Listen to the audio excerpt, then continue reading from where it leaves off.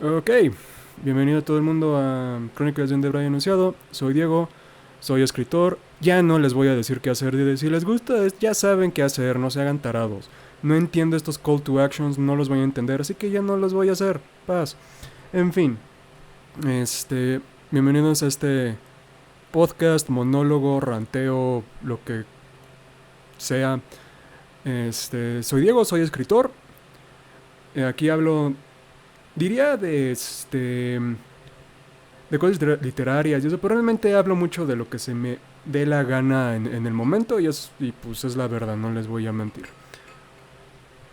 Que hay un enfoque en historias, estructura de historias, narrativa y eso, sí, por eso, pues, porque soy escritor. En fin,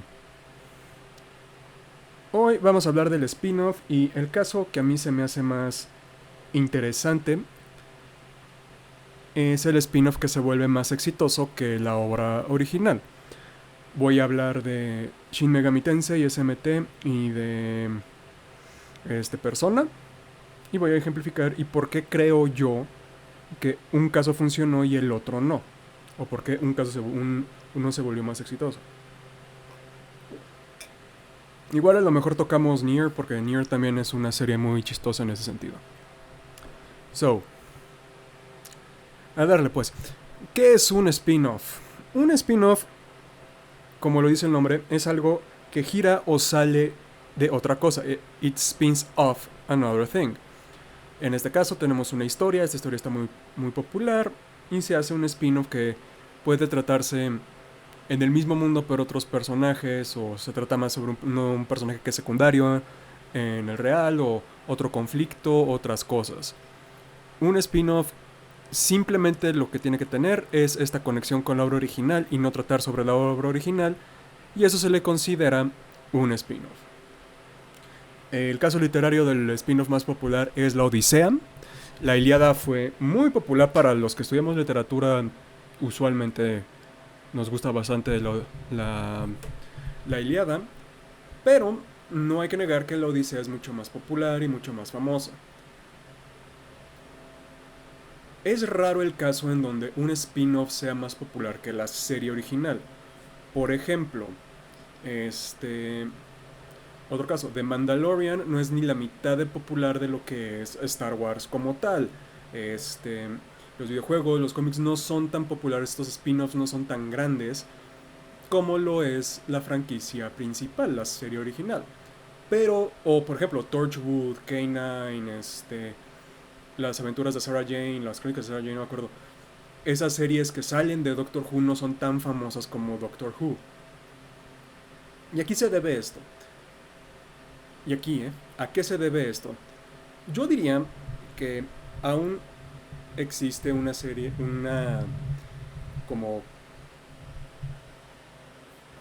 este elitismo, por así decirlo, en el mundo de las historias, en el mundo narrativo, en donde tenemos uh, pues la idea de que lo original es mejor, que este si algo es derivado de otro es por alguna razón menos que. Y eso no es cierto, porque eso simplemente fomenta esta toxicidad de que tienes que ser original ante las cosas, que tienes que contar las historias originales, o no puedes inspirarte o no puedes basarte en nada.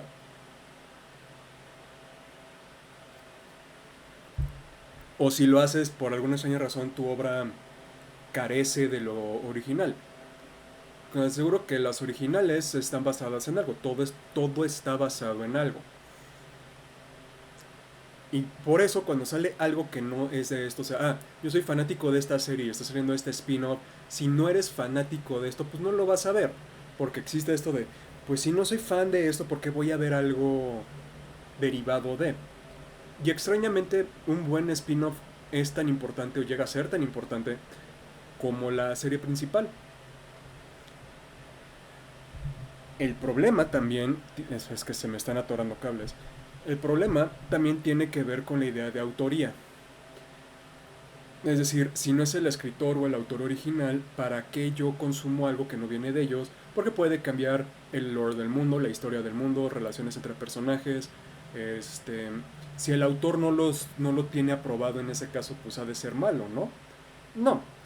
Por ejemplo, uno de los casos más curiosos para mí es la franquicia de los Caballeros del Zodiaco. Los Caballeros del Zodiaco terminó en la saga de Hades. Para los que no sepan, es un manga que salió al estilo de... Bueno, a un poquito a la parco de Dragon Ball y de Sailor Moon. De hecho, eran los tres competidores en esa época. Y se trata de estos jóvenes de 13 años que utilizan armaduras basadas en el zodiaco chino o japonés y se enfrentan y que son guerreros de la diosa Atena que se enfrentan a otros dioses que quieren conquistar el mundo. Poseidón en un caso, bueno, Poseidón es malo de dos y el más popular de los villanos de Atena es Hades en Los Caballeros del Zodiaco. Es popular esta serie no en sí por los principales, por Seiya, Shun, Shiryu y Hyoga, que sí son muy populares si ves la serie, o sea, son los principales, son los que más sigues, pero realmente lo que hizo esta serie popular fue la introducción de los Caballeros de Oro. En esta serie los niveles de los protagonistas están divididos en oro, plata y bronce. Los protagonistas son bronce, aunque siempre alcanzan nivel de poder igual que los dorados. Luego siguen los de plata, que son los que guerreros que están más inspirados en criaturas mitológicas o en animales. Y luego están los 12 caballeros de oro, que están basados en los 12 signos zodiacales. Son los 12 caballeros más fuertes del servicio de Atena. Y y son sin lugar a duda los personajes más populares de la serie. O sea, si a fanáticos de la serie de Curse Secrets, oye, ¿cuál es tu personaje favorito? Sí, posiblemente te digan uno de los de bronce, de los principales. Pero si le digas, oye, ¿cuál es tu arco favorito? Te van a decir el santuario porque aparecen los caballeros dorados. A mi generación, era muy no, pues ¿cuál caballero dorado es tu favorito? Honestamente, a los pobres Piscis y a los pobres Cáncer les tocaron los peores originales porque fueron Máscara de la Muerte, que terminó perdiendo la armadura de oro, y Afrodita, aunque si leen el manga te das cuenta que Afrodita era muy badass, pero usualmente es, no, pues a mí me tocó el de Barán de Tauro, yo soy Buena Yolos de Sagitario, en mi caso yo soy Shaka de Virgo, hay Saga de Géminis o Canon de Géminis, o sea, es lo popular. Y muchos de los spin-off que salieron después de que terminó la serie original, que es después de la serie de Hades, que no es el fin de la serie porque el autor Kurumada lo tuvo que terminar ahí porque ya no era tan exitosa. Tristemente, los Caballeros del Zodiaco, después de de lo increíblemente popular que fue la saga del santuario, cayeron en una rutina que es siempre las armaduras de oro van a llegar al último momento y van a proteger a los monitos y van a salvar el día. Después de la saga de Hades, que la franquicia terminó, empezaron a haber muchos spin-offs. Hay una secuela oficial que se llama Nueva Generación, no, Nueva Dimensión, que es más complicada, no voy a hablar de esa. Pero la mayoría de los spin-offs eran o una mezcla de Hades y Santuario o tal y Santuario, pero todo caía alrededor de los personajes sí, los personajes más populares, que son los Caballeros de Oro. Ya sea en Lost Canvas, que era en el pasado de, sí, estos son los caballeros del siglo XVIII, o del siglo XIX, perdón, y todo giraba alrededor de lo más popular. Fue un spin-off que nunca alcanzó la popularidad, especialmente Lost Canvas, de la serie original, pero todos los que leen Lost Canvas dicen que es mejor serie que la serie original, y no lo creo, Kurumada tiene muchas cosas que no funcionan. Pero es, por ejemplo, un caso muy famoso de la cantidad de spin-offs que empezaron a salir y que hasta cierto momento hoy en día son más populares, bueno, no son más populares, pero son igual de populares e igual de importantes que la obra original. Ya se inspiran el uno en el otro. Pero de repente existe el caso en donde el spin-off se vuelve más popular que la serie original y la serie original nadie realmente sabe de dónde, o sea, no es tan conocida. Por ejemplo, va a ser un caso muy burdo pero muy divertido. Tenemos CSI y CSI Miami. CSI Miami, por el meme de Horacio poniéndose los lentes y el grito de The Who, se volvió el CSI más popular de todos, más que Las Vegas, que es el original, más que Nueva York, más que todos. CSI Miami fue el CSI más popular. No sé si fue el que más duró, pero fue el que más jalaba. Mucha gente pensaba que CSI Miami era el original y que el otro CSI Las Vegas, por eso le tuvieron que poner Las Vegas, era el spin-off. Y no. Este. Espérenme.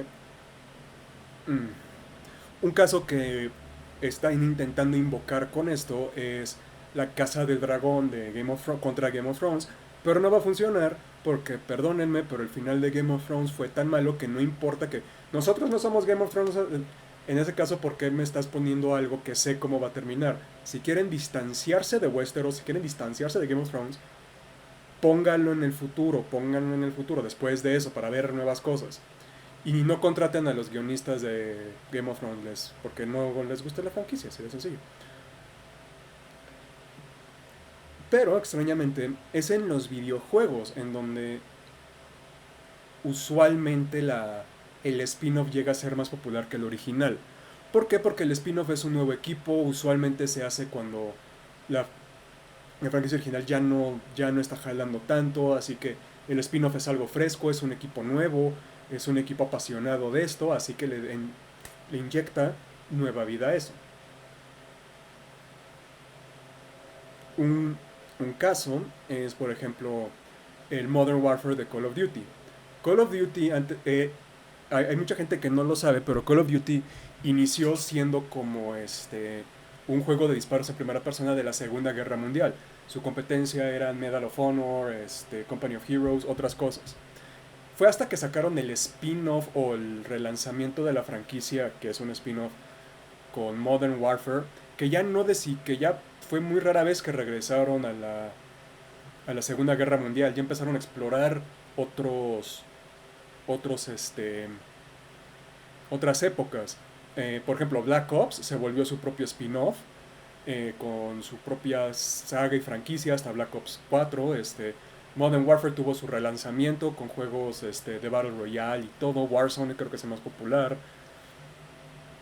Pero sin lugar a dudas, el caso en videojuegos en donde el spin-off se volvió más grande que el original es Fortnite. A mí no me gusta Fortnite. No me gusta el estilo de juego de que eres tú contra todos. ¿No? A mí me gusta que tengan una historia, que yo pueda jugar contra los robots para yo explorar el mundo a mi gusto. No me gusta que la arena cada vez se vaya acortando más, aunque entiendo por qué lo hacen para fomentar confrontación, entiendo el diseño del juego. Pero mucha gente no sabe que Fortnite Battle Royale, que es posiblemente la franquicia de juegos más grande mediáticamente del mundo, y no estoy diciendo de broma, han tenido colaboración con Marvel, colaboración con DC, colaboración con el MCU, colaboración con Aliens, colaboración con God of War, con Halo, con Naruto, con Jujutsu Kaisen, con Avatar, la leyenda de Aang. Han tenido colaboraciones con Destiny, con todos, con franquicias fuera. Ya Fortnite ya dejó de ser un meme y ya se volvió una industria, una institución mediática en el mundo de los videojuegos. El único que había logrado algo así es Minecraft. Después de Mario, Luigi, Nintendo y todos ellos. O sea, son los nuevos modernos. Y ese monstruo de franquicia es un spin-off de un modo de juego que es co-op, o sea, colaboración, de tú contra una invasión zombie. Tú tienes que protegerte de una tormenta zombie, construir tu defensa. Por eso el juego tiene elementos de construcción y de defensa. Y el Battle Royale fue el spin-off con el que intentaron ganar un poquito de más de popularidad por PlayerUnknown's Battlegrounds, PUBG. Y terminó siendo pues lo que es, el monstruo que es hoy en día.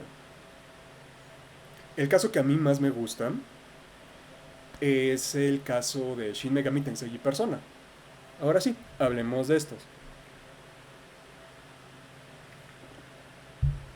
Aunque mi franquicia de videojuegos favorita es Final Fantasy, seguida de Zelda, un poquito Prince of Persia, pero solo la trilogía de las arenas del tiempo,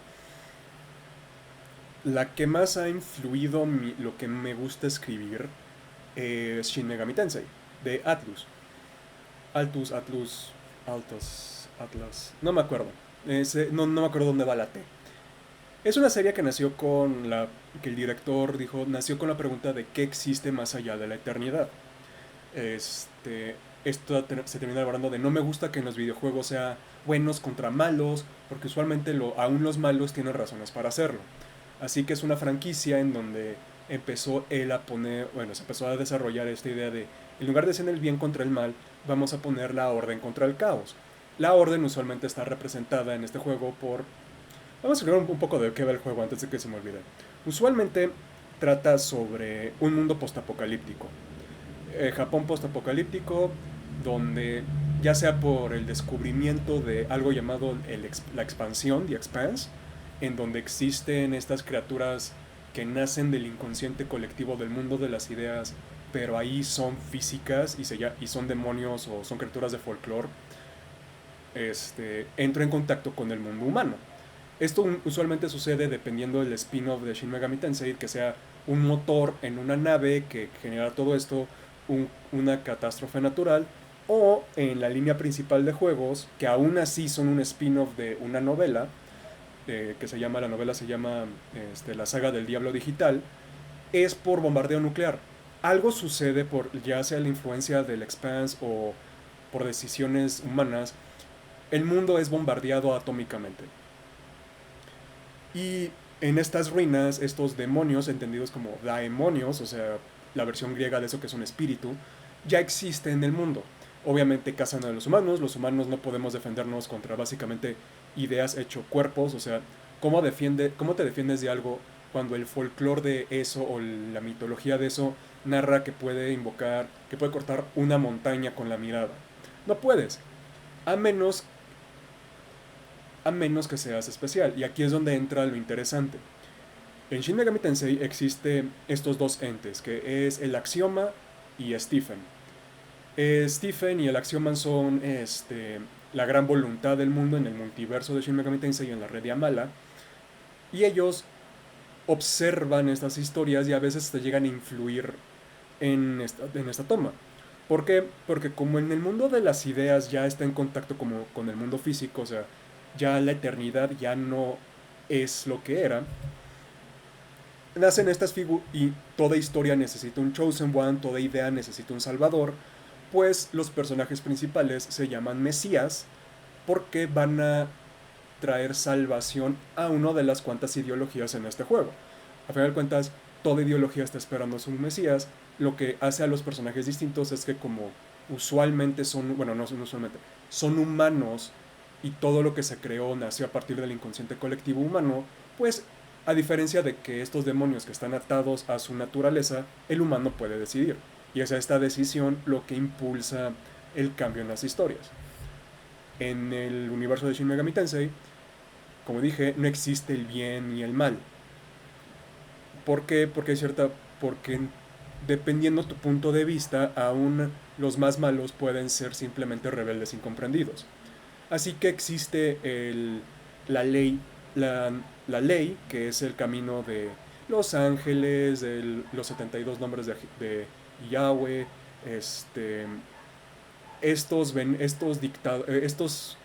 gobernantes, estas deidades gobernantes que pueden ser benévolas, como Oberón, Titania, etcétera, o pueden ser tiránicas. Zeus, el villano siempre es una manifestación de Dios, lo siento mucho, judio-cristianos, pero su religión no es muy querida fuera del occidente.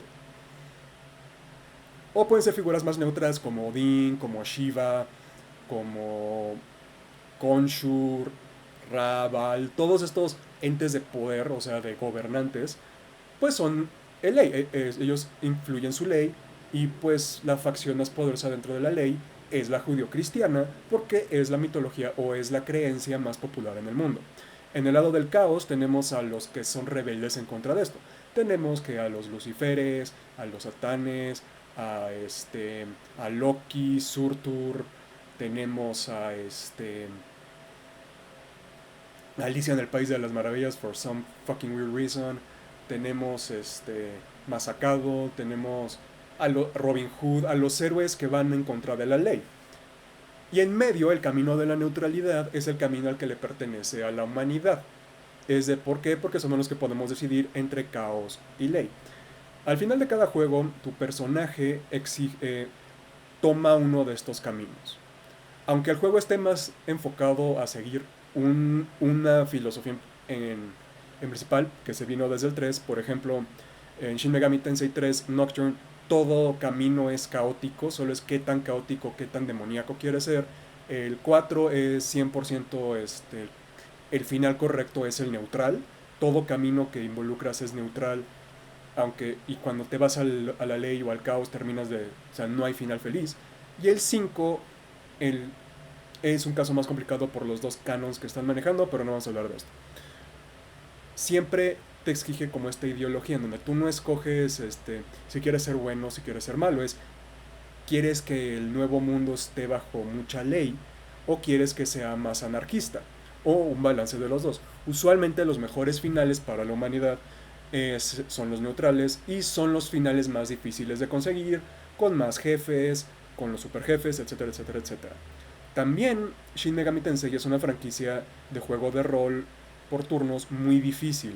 Es considerada uno de los pocos juegos en donde, aún en dificultades bajas, tienes que aprender a utilizar los buffs, los debuffs, aprenderte debilidades elementales, debilidades, configuración de equipo, dónde jalar dinero o cuándo jalar dinero, qué subir, tener un build muy claro para tu personaje. Es un juego muy difícil que se ha ido simplificando, pero parte de la dificultad era el appeal. A final de cuentas, eres un humano aprendiendo a blandir los poderes de la mitología o la idea del poder, y estás enfrentándote a criaturas increíblemente poderosas.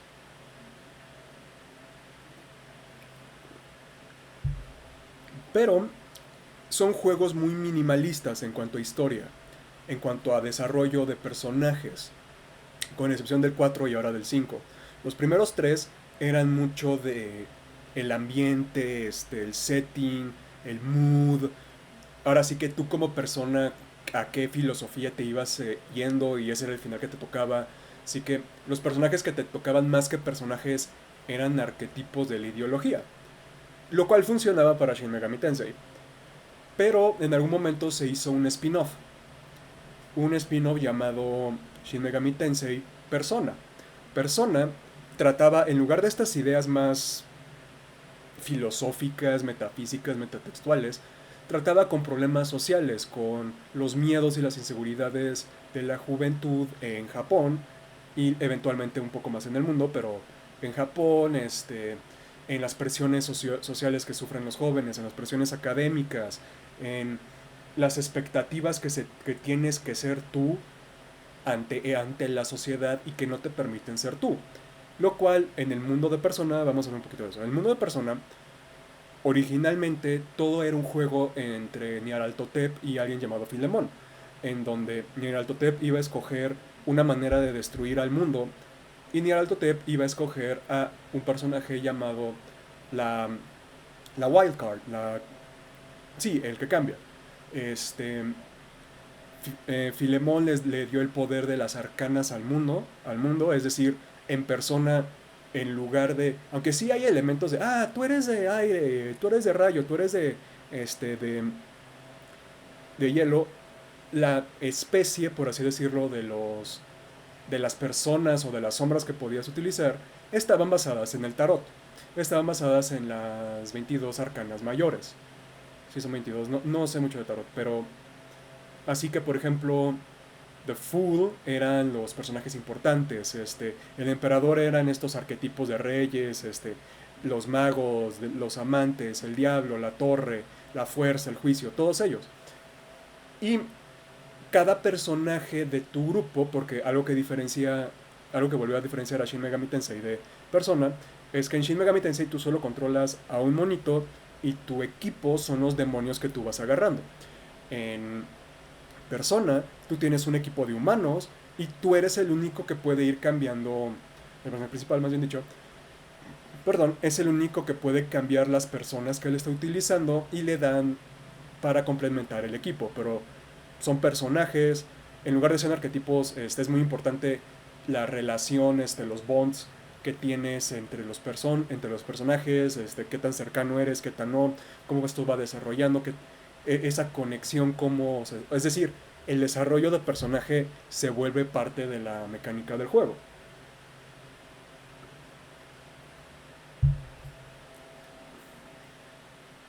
Y también sirve mucho, bueno, creo que no tengo por qué decirlo, pero creo que es claro que Persona hoy en día es mucho más popular que Shin Megami Tensei. A final de cuentas, en el último Smash Bros. De Nintendo no fue el Demi-Fin del que fue invitado, no fue Flynn de Shin Megami Tensei 4, un juego exclusivo de Nintendo. No fue el héroe protagónico, no, fue el protagonista de Persona 5, Rena Mamilla o Joker. O sea, ya están poniendo que la franquicia de Persona 5 está a la par, y es que veo arriba porque ahí tengo el póster, está a la par de mucho de Fire Emblem, está a la par de Pokémon, de Mega Man, de Final Fantasy VII, de Metal Gear, de Sonic, de de Fatal Fury, de franquicia que ustedes dominen, ya está a esas alturas, ya es la franquicia dominante, ya es lo principal de Altus, aunque la compañía a la que le da más cariño en cuanto a gameplay siempre va a ser Shin Megami Tensei, y es su bebé. Es el que les gusta hacer, Persona también les gusta hacer y se esfuerzan mucho en hacerlo bien, tan es así que, pues, en 20, 30 años solo hemos tenido 5 personas y un chingo de spin-offs, pero... ¿Mm? Y creo que yo digo, o sea, creo que es lo lógico de que, pues, las historias de personas son más fáciles de seguir que las de Shin Megami Tensei. Hay una historia más obvia, hay una historia de, este es el bueno, este es el malo. Este, hay más personajes que son personajes que tú llegas a conocer, hay opción de romancearlos a la versión de romance de un niño de un adolescente estudiando secundaria o de un estudiante de secundaria, y el setting, como son jóvenes y es una historia es un Bildungsroman. Para los que no sepan, hi, un Bildungsroman es algo que se llama Coming of Age Story. Es la historia de este joven de aprendiendo a ser adulto. No es necesariamente la única versión de eso. Técnicamente un Coming of Age o un Bildungsroman es la historia de alguien madurando, alguien entendiendo cómo funciona el mundo y su lugar dentro del mundo. Sorprendentemente, To Kill a Mockingbird es un coming of age story, es un coming of age story muy importante. Pero son géneros, son tramas y son historias son increíblemente populares. Porque pues levanten la mano si ustedes cuando eran adolescentes sabían qué querían ser de la vida, si se conocían, si les podían llegar a ustedes como adolescente y, o sea, hola, ¿quién eres? No, o ¿qué eres? Y podías contestar algo sincero. O sea, no, pues yo soy tal y me gusta tal, tal, tal. No, porque en la adolescencia te estás conociendo, estás aprendiendo quién eres, estás aprendiendo qué te gusta, qué no te gusta, demandas que te traten como adulto, pero no tienes la paciencia para pensar como adulto, eres extremista en tus opiniones de una manera en la que no entiende, en la que no está balanceado, en donde es esto o es esto, es, es la etapa en donde más egoísta eres porque te estás descubriendo. No hay nada malo cuando eres adolescente y ser egoísta. Estás aprendiendo. Es donde, pues ahora sí que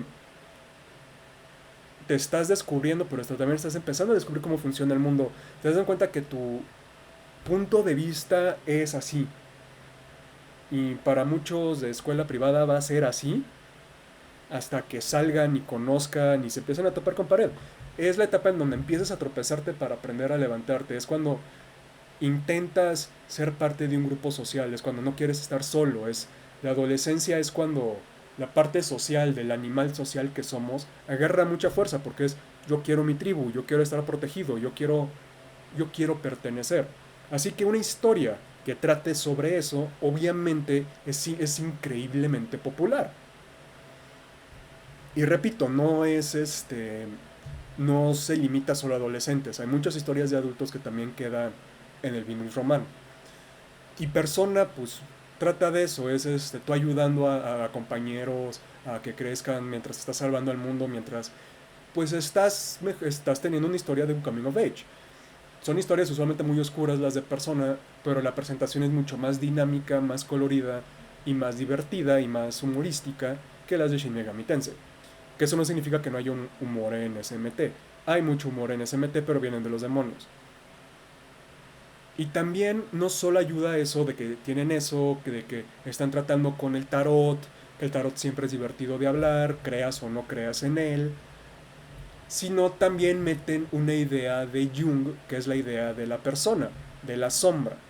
A partir del tercer juego, donde ya hay un mundo separado, por razones que estoy en el segundo juego no lo pienso contar, hay un mundo separado que donde puedes manifestar tu persona, los personajes principales, a diferencia de, sin contar al principal, y ahorita tocamos ese punto rápidamente, invocan a su ser verdadero, a la idea o al arquetipo que lo representa.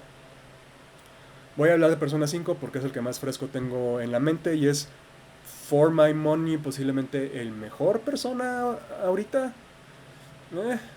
Está entre ese y 3. Por ejemplo, tomemos al personaje principal, a Rena Mamilla. Su personaje principal, su verdadero ser, por así decirlo, inicia siendo es Arsène, de Arsenio Lupin, un héroe pícaro y un rebelde en contra del sistema. Su segunda evolución es Raúl, otro nombre de Arsenio, desde su nombre real, es donde ya está más serio, donde solo lo utiliza en situaciones peligrosas, y como al final se está intentando matar a un dios, pues su verdadero ser se manifiesta como Satanael. Para los que no sepan, en el misticismo gnóstico existen dos creadores. Bueno, existe la presencia creadora y existe el demiurgo, que es el que crea el universo físico o falible, y Satanael, no confundémoslo con Satán, que es el que crea o el que maneja el mundo de las ideas, el mundo físico, el verdadero mundo. No se quieren, no se odian, en el juego terminas matando al demiurgo, todo feliz. Pero para liberar esto están en este mundo de las sombras, en este metaverso, y su propia ente principal lo confronta de acepta quién eres, acéptame a mí, acepta todo lo que represento, y ahí es cuando se quitan usualmente, en el caso de Persona 5 se quitan la máscara y aparece su verdadero ser. En el 4 es rompen los lentes que no les permiten ver al mundo real y aparecen las sombras, ta ta ta ta ta ta ta.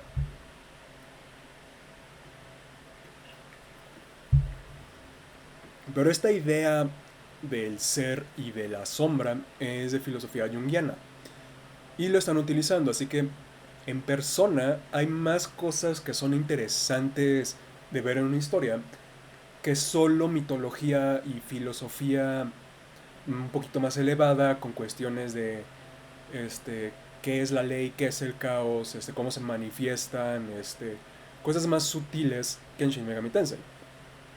Así que no me sorprende que Persona sea lo más popular que tiene Altus hoy en día. Que el propio Persona tenga spin-offs de personas, los juegos de ritmo en donde bailan los monitos, los juegos de pelea, los juegos móviles, no me sorprende. Y quiero terminar un poco el podcast o el stream con esto de... Es interesante cómo cuando haces un spin-off y empiezas a explorar otras cosas o otros puntos de vista y ahora cómo funcionaría si pongo esto original en esto, pues es interesante ver cómo o puede funcionar increíblemente bien como en el caso de Persona o pues realmente no funciona porque la premisa original es tan fuerte y tan estable que los spin-offs dependen mucho de esa fuerza original. Y creo que eso es lo importante. Si el spin-off no depende del original, tiene más chance de ser igual de exitoso o más exitoso que el original. Y si el spin-off está mejor construido en cuanto a videojuegos, en cuanto a películas, series o en el gameplay, pues va a ser más popular, como Nier. Nier es un spin-off de Drakengard. Nadie lo sabe, pero Drakengard juega del culo y nadie lo va a saber porque Nier, después de Nier Automata, juega como si fuera Bayonetta. O sea, muy bien. Platinum Games. Y sí, nada más es como este random que quería comentar de cómo a veces un spin-off puede llegar a ser más popular que la franquicia original, sacando su propia franquicia.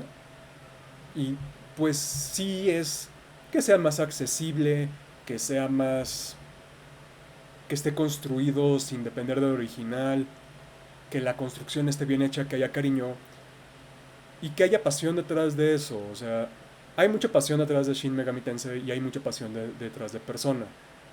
Pero los equipos son distintos y buscan otras cosas. Y por eso no es buen. Y también algo que influye mucho es no compares que el spin-off no se pueda comparar uno a uno con el original. ¿Por qué? Porque, por ejemplo, porque las comparaciones van a ser inevitables. Pero si el spin-off es su propio ente, tiene su propia identidad, pues eso, como dije, va anteriormente de que no dependa del original, va a tener sus propios méritos, va a tener sus propias piernas. Por ejemplo, una vez a mí me han preguntado, oye, ¿cuál es la diferencia entre SMT, entre Shin Megami y Persona? Respondo, en Persona utilizas el poder de la amistad para matar a Dios, en Shin Megami Tensei utilizas a Dios para matar a tus amigos. Así que ahí toma tu decisión. Hasta ahí voy a dejar el stream o el podcast este. Um, déjenlo en los comentarios, si están aquí, déjenlo aquí en el chat. ¿Cuál es su spin-off favorito? Si tienen un spin-off favorito y si sí, ¿cuál es? Este, los veo el jueves. Soy Diego, soy escritor, esto fueron Crónicas de un Debraya Denunciado. Repito, ya saben qué hacer, ya saben el like and subscribe, no tengo por qué decírselos, o sea, no son niños chiquitos como para que les recuerde qué es lo que tienen que hacer si algo les gusta. Tomen agüita, sean buena gente y los veo el jueves.